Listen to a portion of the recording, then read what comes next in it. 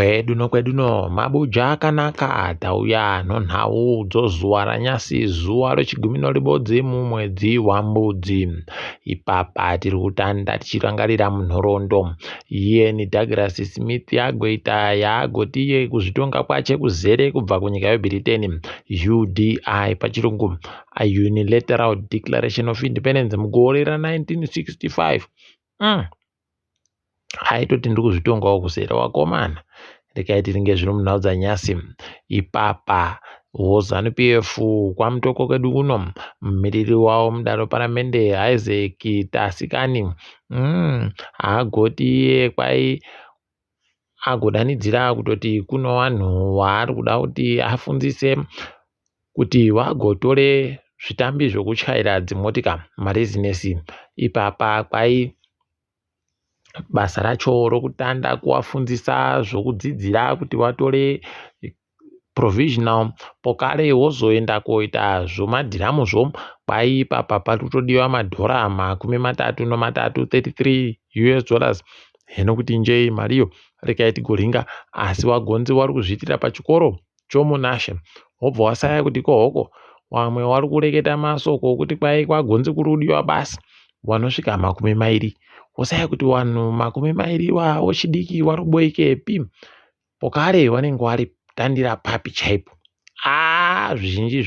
zviribe kuburika pachena zvakanaka, asi rekai tigoramba tichiringa kuti zvinenge zvichitekaira sei. Nyasi kudare rodzimhosva mutongi Pisirai Kwenda agototi iye Chivhayo aivaba munhu anodiwa kuti auye koita mufakazi munyaya yaMike Chimombe pokare naiye Moses Mpofu wakanga wabvumiwa nodare kuti wamuti ngauye Chivhayo kunodare rabva raita kuzvipidigura kuti uyu anoita bauyu ndipo unotoona kutoti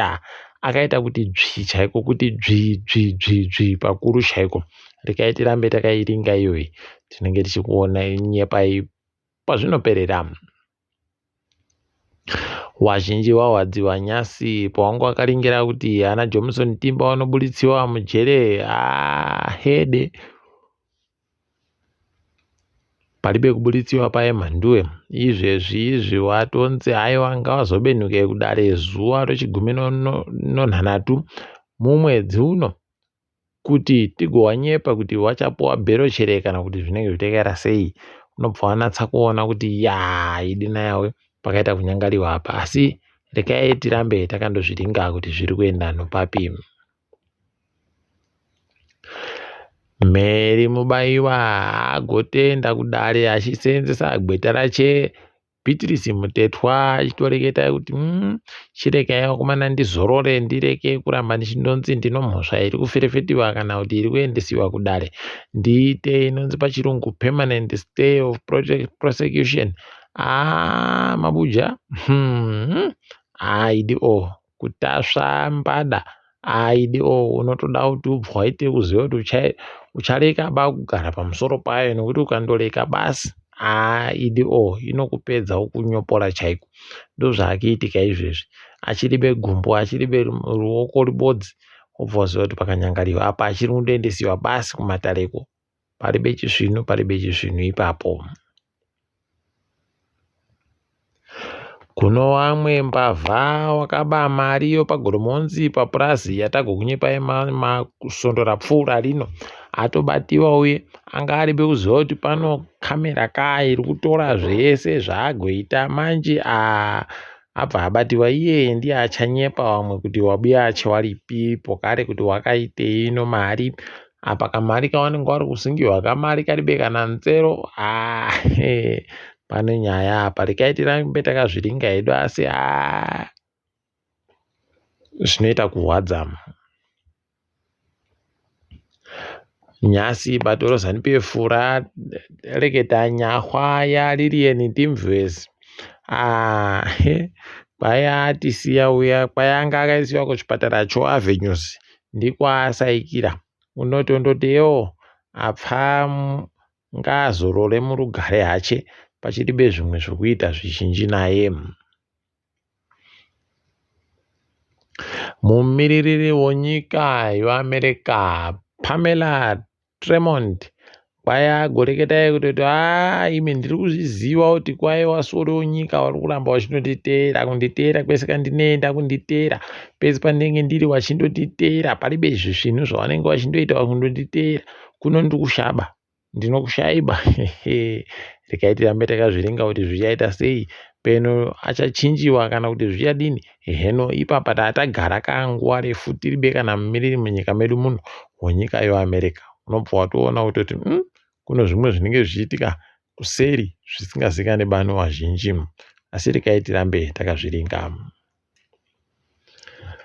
Nhau yakaitiwa nevakomana vaZANU-PF ava yekupindira munyaya dzesarudzo dzoiko kuMozambique ichakarowa zvimbira ipapa kureketa kuno kwai nomagweta anowira kodzero dzevanhu mudunhu reSouthern Africa roSADC rino Southern African Human Rights Lawyers kwai isusu tatotora umbo hwese hwemavhidhiyo kuratidza kuti vanhu vakaenda kovhota vamwe vacho vanhu vakabva muZimbabwe vakatumiwa nobato ZANU-PF kuenda kovhota kunyika yeMozambique asi wasiri wagari kana vanhu wakazvariwa munyika yeMozambique. Orererere regai tione ipapa nokuita kuri kunetsa Mozambique kuku regai tirambe takazviringa wakomana nokutoti panonyaya apo. Izvezvi kwai murambatsvina yaita futi zvokurambatsvina munzvimbo yokwaudema haidi hwendo huno wakomana nomakanzura asingazivikane kuti makanzura anenge akutondoita zvibodzi zvowakomana simba rokupwanya riri kairi zvakaita kunyangariwa wakomana zvava zvatifungisa mazuva edu tichiri kukura patagoimba kuti bhoko bhoko chibhakera chiye chakazowa sando yokuponda nyika ndozvaakiitika kaizvi chibhakera chiya chaakuponda kupunzumura zvinhu zvese wakomana idina yawe daiwa yavo wapindira izvi zvinhu baizvi vanhu vanosvika rini ko vachindohwadziwa kudari zvakaita kunyangariwa. Kuri kuburika masoko kuti waMuturi wari kuda ipapa kutoita kutanda inonzi alcohol tax kuti waitepo kare nyaya yekubatsira vanhu vanenge vari kutora zvinodhaka rehabilitation pachirungu rekai tigoona kuti zvinenge zvipera nepapi nokutoti pakaita kunyangariwa ipapo. Doro racho rinenge raakudhura asi nhau inohwadzira doro manje kuti nyangwe rikanyanya kudhura kune vamwe vanhu mhuri dzinotopfa nenzara nokutoti bambo kana vamaivo vanenge vari kundofunga basi zvoivo hwomumhango paribe chimwe chavanenge vari kufunga. Regai tirambe takazviringa kuti zvinenge zviperera papi. Ukuzimura kwaicha gotonzi nekuti ndo inopa marezinesi kuvanhu vemisika nevamwe vanotengesa vakazvimirira ndo makanzuru paakutofanira kuti abatire vanhu ivavo kuti vakone kugobhadhara mari dzomutero idi vari kuitsvaka kusvino regai tione kuti vanoiboya chere mariyo tinenge tichikunyepai. Ipapawo weEma vanoringa nezvenharaunda kwai vagonzi vakufanira kuti vaingidziwe mari yavo kuti zviite zvisvino. Regai tione kuti zvinokoneka chere izvozvo kwai nzvimbo dzino vanhu vanorima zvinanafoja zviizvi kwavanotengeserako ndo kuchatanda mavanje kuita kubatsira kuti mari yomutero iende kwainofanira kuenda. Unenge wakuerengewa kuti ivo vatengesa makirogiramu 5 chitipawo yedu mabuja idi hwendo huno pakaita kunyangariwa chaiko. Regai tirambe takaparinga kuti panoperera papi chaipo. Tikaringa dzomutambo kureketa kuno wabva nawo netball waita kudadisa kuCeltic Cup yokuUK wata nhamba yechitatu tiri kuti makorokoto. Tikaringa dzobhora ipapa noZuro Tero 1 yagoja maswiti okuarenero nokabodzikwa 0 Bulawayo Chiefs noZPC Kariba pokare noDynamos noManika Diamonds paribe akagwedza mumwe wakadando hawo yenokuti waimbofungeiko apa yadha yamagaya yakaja chikwata chonzimbe cho green fuel kureketa kuno no3-0 ya uku Highlanders hailanga boso ikajiwapo kale kunyopoliwa no hange inotuna kututatu tikuti makorokoto kuwakomanawo hange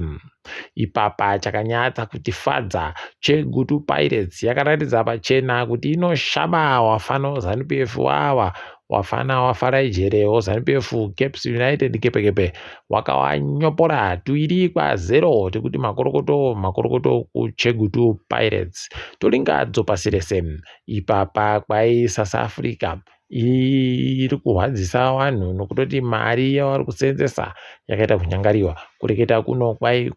kuti wapirinde mapepa okuti wapwere wawo wanyorere bvunzo wakatoseenzesa mabhiriyoni 3 anochidimbo wakomana 3.5 billion rands pachirungu yo pakaita kunyangariwa hapo. Kumwe kuita kunohwadza muguta reJohannesburg kwakuitika izvezvi zvokuZimbabwe zviya kwaipapa Joburg kubva nguva dzopfuma mwedzi manhoko kusvikira nguva dzoina dzomangwanani wanenge wari kuita kumisa mvura inouya kundzimba dzevanhu kuti iite shoma iite kunge isipo wakomana vanhu vava vanga vaireke kudande wakomana zvinohwadza izvi zvinohwadza asi wakaramba wachizviita izvozvi zvichajairika kuti vanhu vanenge vakundoziva kuti mvura inomboenda ichibenhuka ichibenhuka obva waziva kuti nyahwa iya yokuZimbabwe yatanda manje. Botswana mutungamiri wenyika yeBotswana Dhumaboko aita tusvinu arohwa manjano pasi rese kuti aisa mumwe mubvanana wechidiki chaiye kuti aite gurukota rinoringana zveuchidiki ndokukona kawo ipapa nyasi aisa dare rachero makurukota rino vanhu 6 tikati aiwa zvisvinu dai zvaramba zvakadando ipapa apa unochitoona kutoti aiwa ari kutoti ipapa ticharamba tichindoisa vamwe asi tiri kuisa vanhu vanoita kuti nyika itikaire ukaona zvakadande akaramba achienderera mberi orererere kune vanochema hwarawa dzimwe dzinochema basi wazhinji wabva watoita kufara ipapa pareketika masoko okuti kunyika yoMauritius mutungamiri wehurumende ikweyo atoti aiwa ndajiwa ini ndiri kuzvidaba zvokuramba ndiri pano kwai ndiri kutomirira kuti ndione kuti zvichapera sei ndatozviona ipapa kuti tajiwa kunyopoliwa kusvino tikati kam dai matogofunzisawo vana munangarwa vava kuti